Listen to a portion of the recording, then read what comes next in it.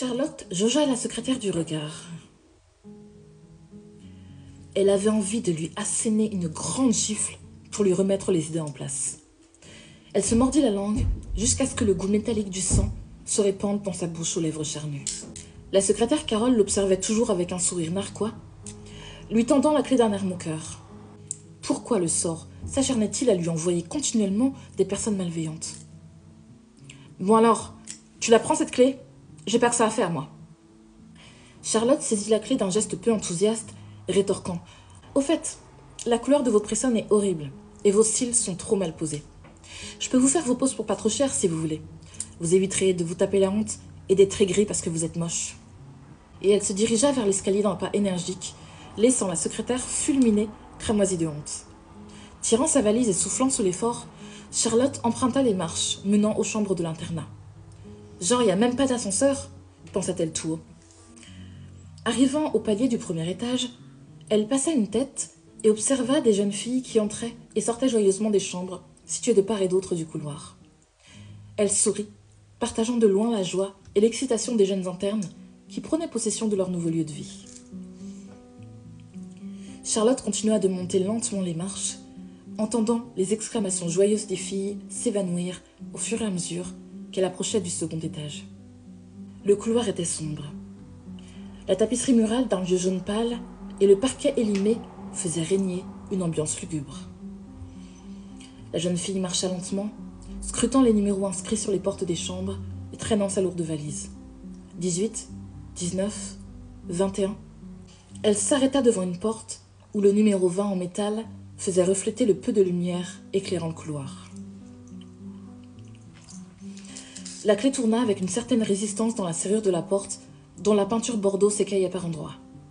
Charlotte ouvrit la porte en grand et alluma la lumière, demeurant postée en silence face à la porte ouverte. La chambre était ordinaire, pas trop petite fort heureusement.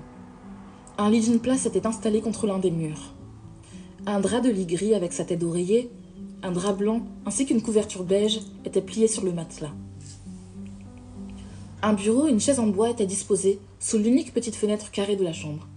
La jeune fille entra lentement et s'assit sur le lit, scrutant les recoins de sa chambre. Elle aperçut un placard en bois à 2 portes, ainsi qu'une porte peinte de la même couleur que la porte de sa chambre.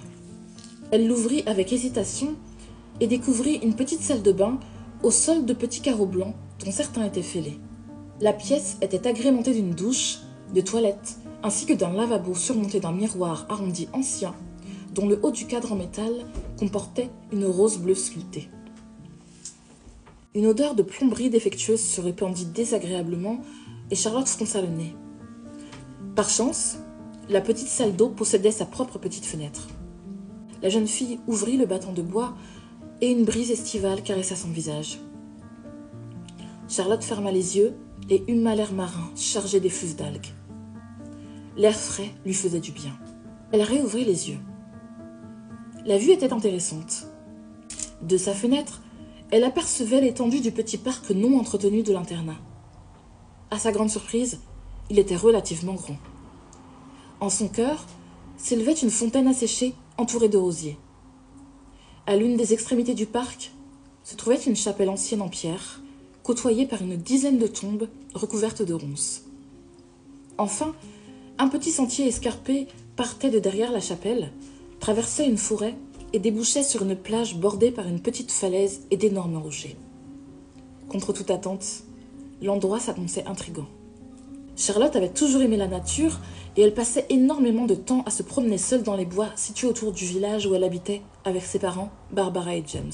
Une sonnerie stridente arracha la jeune femme à ses contemplations et un haut-parleur grésilla dans le couloir.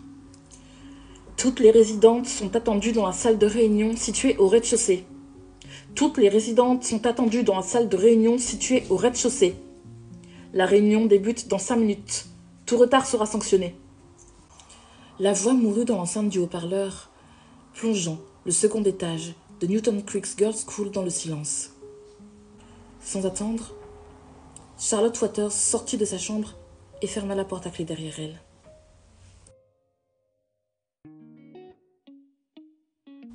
Le premier épisode de l'internat de Newton's Creek est terminé. Je vous remercie infiniment pour vos visionnages et je remercie de tout mon cœur les participants et les participantes à ce jeu d'écriture. Je vais maintenant ouvrir les suggestions pour le deuxième épisode. Donc j'espère que vous serez nombreux à participer. Je vous embrasse et je vous dis Inch'Allah à très bientôt. Prenez soin de vous.